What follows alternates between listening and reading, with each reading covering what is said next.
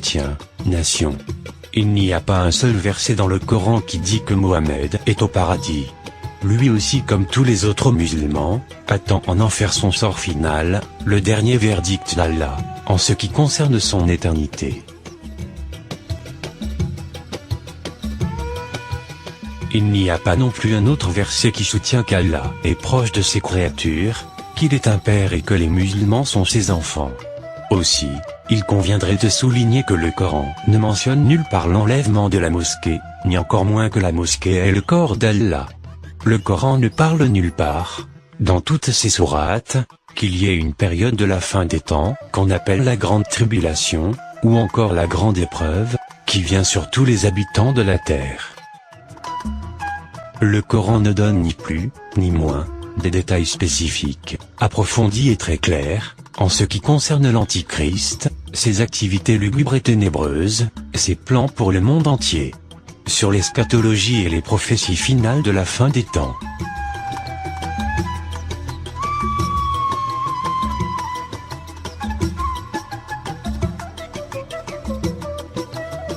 Au sorti de cette série de vidéos, nous avons pu prouver que Allah, le Dieu des musulmans, contrairement à la pensée de la plupart des religieux, et même de supposés chrétiens, n'est pas celui des véritables chrétiens, le véritable Dieu, qui a un Fils unique éternel engendré, notre Seigneur Jésus-Christ.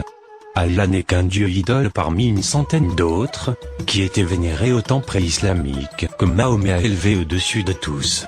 En réalité, ce Dieu, c'est Satan, le diable, appelé encore le serpent ancien, ou le grand dragon rouge.